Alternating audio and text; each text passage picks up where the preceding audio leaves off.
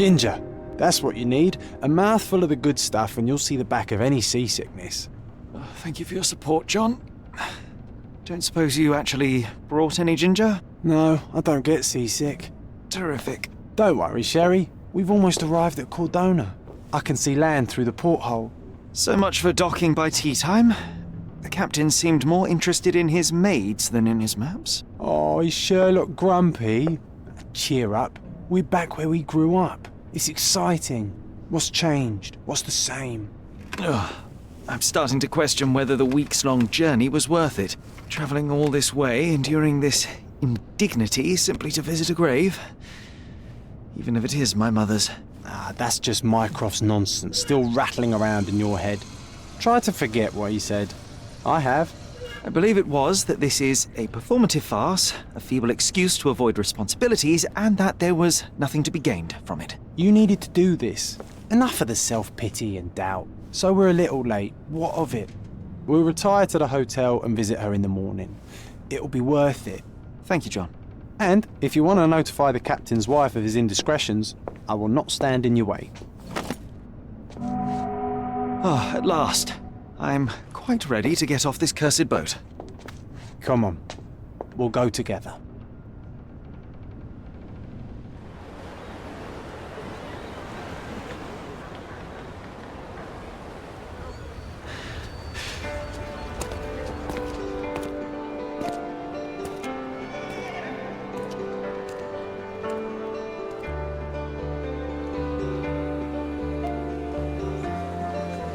Finally on land.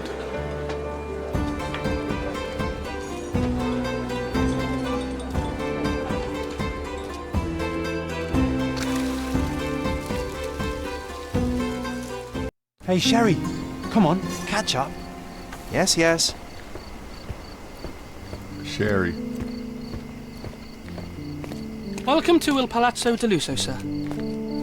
Thank you. If you need something, sir, please inquire at reception. Welcome to Il Palazzo di Lusso, sir. We just need your signature.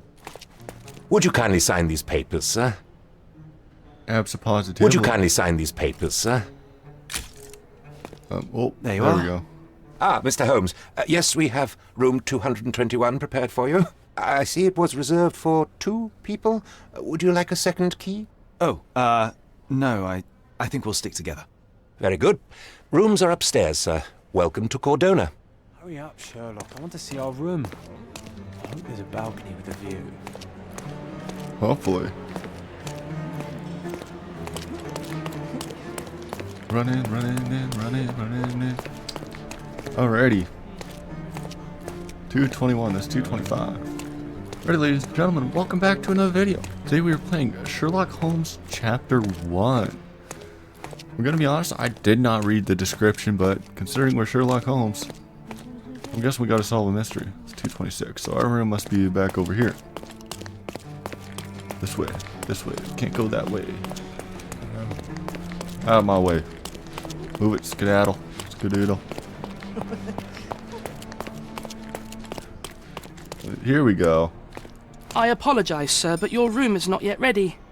Perhaps, in the meantime, you would like to relax in the foyer? Tonight, the restaurant is offering a complimentary marlin ceviche to all our guests. Let's check what they have on offer. Why not? I could use a drink after that boat ride. Hey, Sherry. Just our luck. If seafood's not to your taste, everyone loves Benedict's batch. Our poached eggs with hollandaise sauce. That sounds good, actually. If seafood's not to your taste, everyone loves Benedict's batch. Our poached eggs with hollandaise. A medium, John. Haven't we been through this already? Come on, it's not like we've got anything better to do. Yeah, that's true. Excuse me, sir, but I believe Mr. Galich is conducting a seance at the moment. Perhaps you'd care to have your portrait drawn while you wait? Why? Pardon me? Why should I sit for a portrait? Sir, it's art. It doesn't need a why. It is its own justification. All things require justification, be they objects, systems, or beliefs. How about art as the lens through which we see the truth of the world? That's backward. Truth is not subjective and not complicated. It's just the truth. It either is or it isn't. You do not need a lens to see it, just an open mind. Ha! That seems rather close-minded. Truth, like beauty, is in the eye of the beholder. So tell me, what do you see? Mediocrity. Stubborn one I am. Come now, Sherry, what did he do to deserve that? The servant mentioned ceviche at the bar, Sherry. You should grab us some, and I'll find us a table. I'm starving. Looks like we got some Okay, right here. time to check if John found us a nice table for the evening.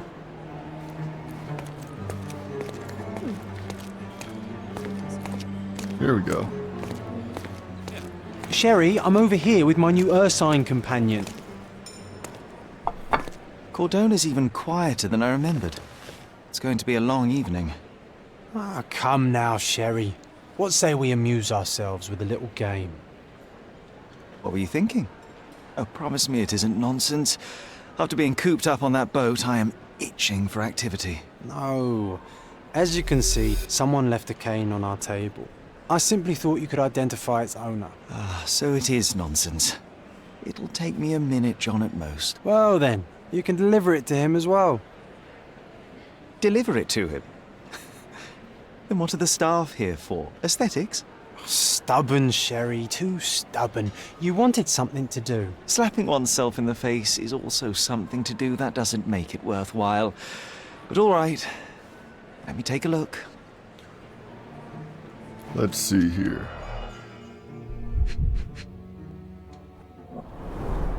The hand grip is a head of a golden Javanese statue, probably stolen from a temple. The dents suggest it has been used as a bludgeon. Lovely. A crest depicting a bulb of garlic in a meadow, perhaps the Fielding family or Meadows, or Craven, from the Old English name meaning garlic place. The cane is made of ebony, it's worn uncared for, and bears the scars of numerous hits. This cane is an expensive and ostentatious weapon. Its owner must be vain, volatile, and of noble English blood. Take it with you, Sherry. Let's return it to its owner. Alright. All right. I hope you noted down your observations in your casebook. But how are you going to find this nobleman? The cane itself is not enough. I may have to ask other guests if they saw who was here. Open the casebook, the lost cane. May I ask for your assistance? My dear fellow, you're talking to the right man. And there are 3 people at the table. A couple, a retired Navy officer. Observers weren't sure what happened to the couple, but the Navy officer was seen going to the front garden for some air. Well, even with your keen senses, Sherry, I doubt you'll find the cane's owner on your first try. And would you be confident enough to bet on it, my friend? Why not? Let's see how good you really are. Next Navy officer.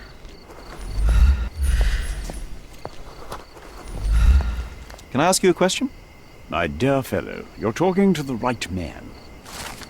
Navy officer Mr. Rhodes was sitting at the table of the noble couple. The men talked about yachting, and the lady was fidgeting with the cane. Perhaps she put it aside, and her husband forgot to take it with them when they went to go meet the medium. Now I have a perfect excuse to enter into the Hey, seance. Sherry, don't we now have the perfect excuse to visit the seance? I'm just going to give the cane to its owner. You will not persuade me to take part in this show. Oh, here it is.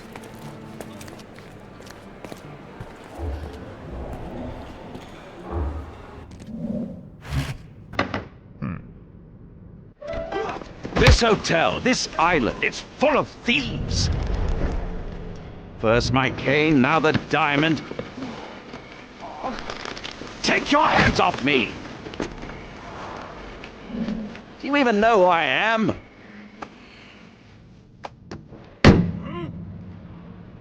Hey, boy! That's my cane! I get that a lot. What a It's a great very time to common walk in. design. What? No, that's a custom-made A joke. A joke. It was left at my table in the restaurant. I thought it deserved to be returned. Well, I'll be... It is rare to encounter a straight-fingered true penny these days. What a gentleman. But I must ask, how did you know I was the rightful owner? Magic.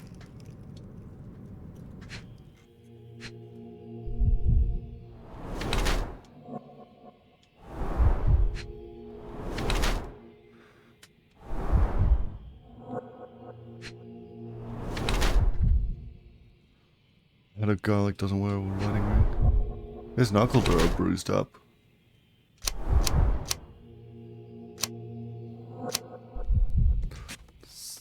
Go with British nobleman.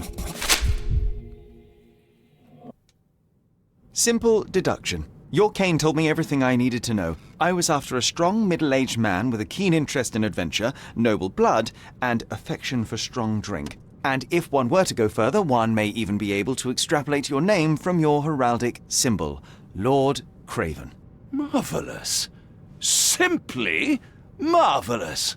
That's me, Lord Andrew Craven. You are the real medium. You hear that, Emma? Well, you found my cane. Perhaps you can locate my diamond, too.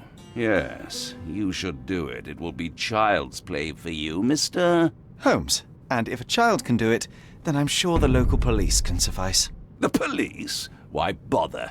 I know this harlequin stole it. The only question is, where is it hidden? Fine. Give me my stick and I'll resolve the matter myself. This thief almost confessed after a single punch. I suspect a beating may result in answers of questionable veracity. Fine. I shall spare you and he the trouble if you first answer me this. You insist the medium robbed you during the seance. But what occurred exactly? It was a dirty trick. We were sitting here in the dark, chanting and holding hands as expected. Then something began to appear from the medium, like a cloud or a bubble. The swindler called it ectoplasm. Ah, yes. Common in the spiritualist trade, and quite the spectacle. Indeed, perhaps too much. My beloved Emma screamed in horror, and I stood to defend her, attacking that cursed ghost. How brave.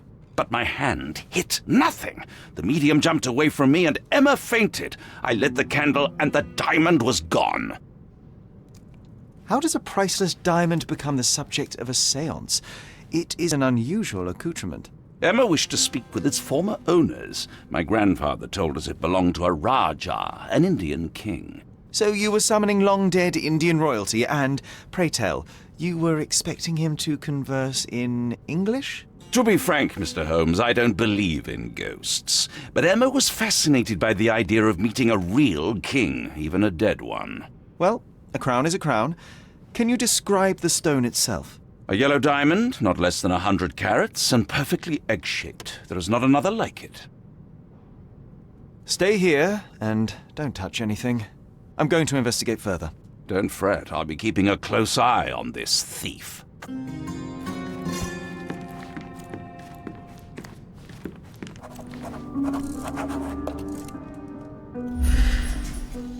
Let's see here. Concentration helps you smaller details. That must be the ectoplasm. This must be the ectoplasm. Too bad there's not enough for a proper chemical analysis. Ectoplasm. The ghost was here, Sherry. There are light traces of rouge on the edge of this wine glass. Which I'm assuming is the wife's. half a glass of Balblair Scotch, and the remains of a poor Laranaga cigar. What else does a gentleman need? The butterfly.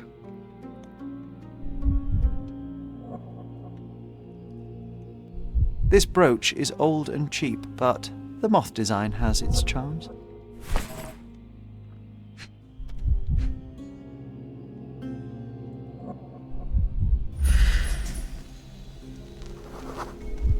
Overgrown 100. The diamond was placed on the table so that all participants could reach it.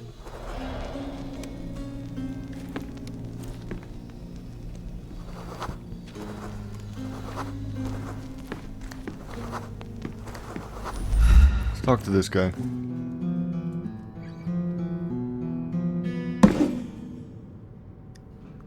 What happened here? I don't know. The ghost. I summoned it as usual, but then it all went wrong. The lady screamed and pointed at Lord Craven. And there was a shadow. Such a mystical force. It terrified the lady. And it must have taken the diamond. Who else could have?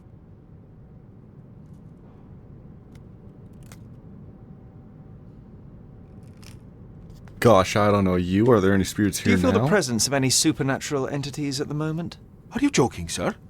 My nose is broken, this maniac wants to kill me, and you're asking about the spirits? I suppose this can wait.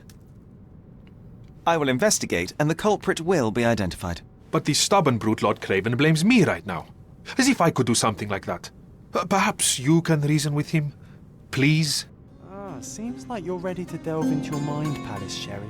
I'm sure you'll make some good deductions. Better believe it. What's up with this guy? Thank you for helping us resolve the situation, sir.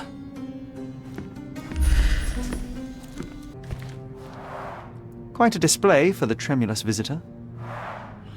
How can you not love this stuff, Sherry? Indubitably. It adds so much atmosphere to Was the this covered on purpose? Of course. It is very dangerous to leave a mirror exposed during a seance. The spirits may become enraged. Or someone may notice the trick they should not see. Indeed. This hefty chair has nearly broken after hitting the wall. Could one man even lift it? At Cambridge, I was captain of the rugby team. It was no place for weaklings.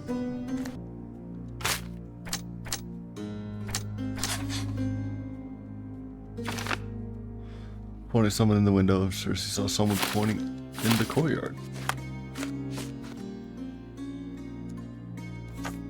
It seems there may have been an unexpected visitor outside the window. I hope it was the ghost of the Raja. Okay, now we can finally look at this piece. Here's a scratch. Something stuck.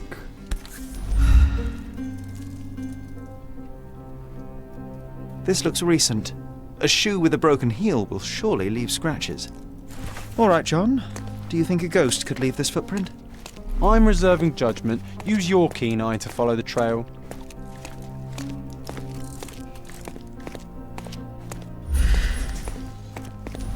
May I ask you something?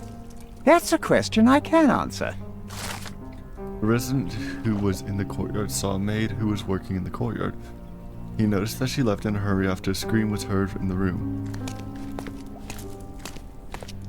So she must have gone through here.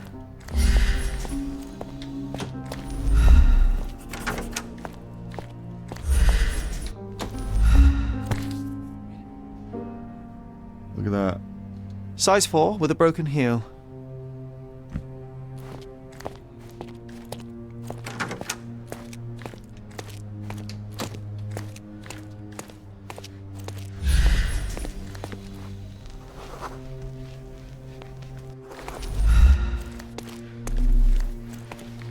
Let's ask her. Excuse me, just one question.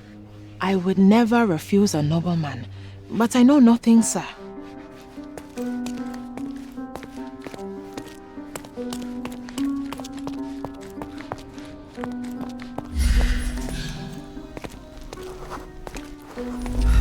Do you know anything about this? Don't be angry, sir, but I truly don't know. Time to check your who, what, and what, Sherry. Who are you asking? About what? And dressed as what? Ah. You weren't here Finally, before. there you are. One would think a maid would be easy to find in this place. I'm sorry, sir. Do you need more towels? No, no. You are the maid who saw the ghost in the seance room, yes? How did you know? Simple. You changed shoes after breaking a heel while fleeing the scene. I'm sorry, sir, but if I may ask, who are you? A precious diamond was Tell stolen the during the truth. seance. Lord Craven entrusted me with its recovery. I'm sorry, sir, but we are forbidden to discuss the private matters of our guests. Are you also forbidden from peeking into private rooms, Miss? Saletta. Lucia Saletta, sir. Tell me, Miss Saletta, what would your manager say if he knew you were spying on guests? Oh, please, sir, don't tell him. I have a family. I need this work. I won't, but only if you answer my questions truthfully. And don't play coy. I can tell. Describe what happened during the seance.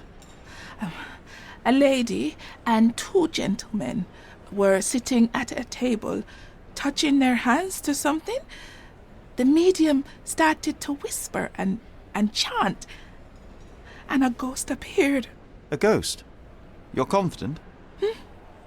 It was unearthly, sir. It grew from the medium's chest, a glowing cloud or a bubble.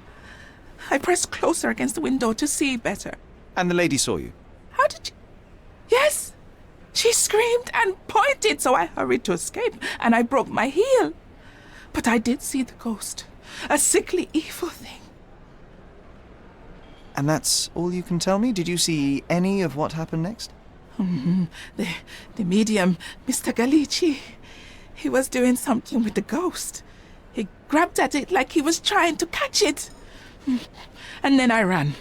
I suppose I should be grateful you endured these horrors for such a long time. All right, I have your account memorized. Good day. You scared the poor girl, Sherry. Did she really deserve that? We all got what we wanted. She talked. I stay silent. Oh, let's get back to the crime scene. I always love seeing you explain simple things to simpletons. This should be a good time.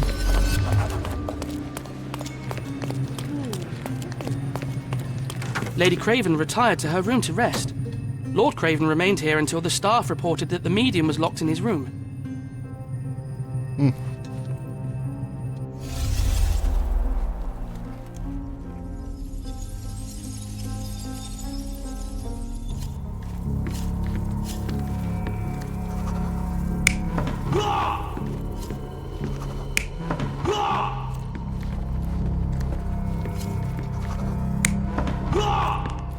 Well, if the chair was thrown over there, I imagine he must have been sitting over here, especially where the whiskey is.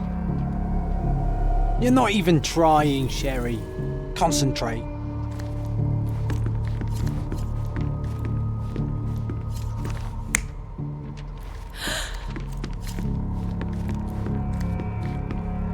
No.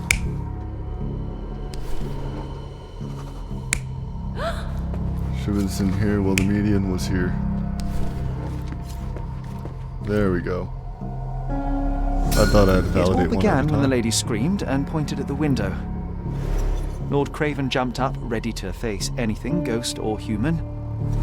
The medium shrank back in dismay. He was not expecting such a reaction and had to quickly hide the ghost. The lady was the only one left touching the diamond, at least until she fainted.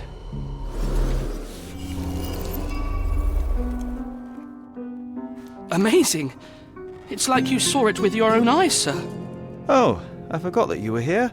I guess I should discuss all of this with Lady Craven. The Cravens are upstairs in room 226. It is one of our finest suites. If the lady was touching a diamond, then she would have felt the ghost take it. What do you think it felt like, Sherry? A jellyfish? Beyond me.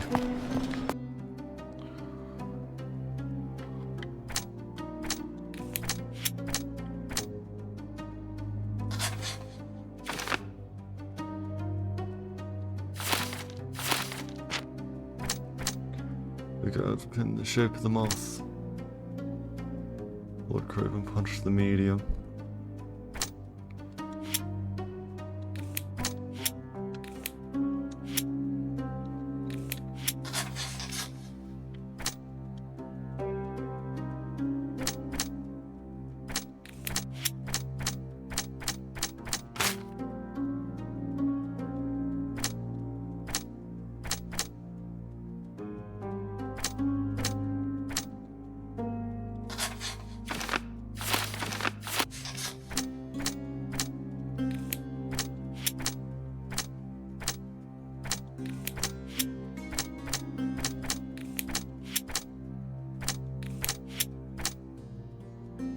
When discovered that the diamond had been stolen, the Craven touched the medium in the face.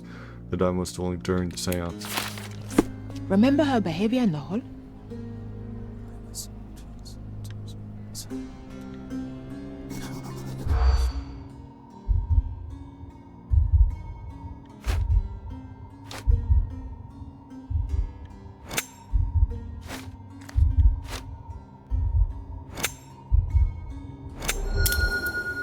Oh?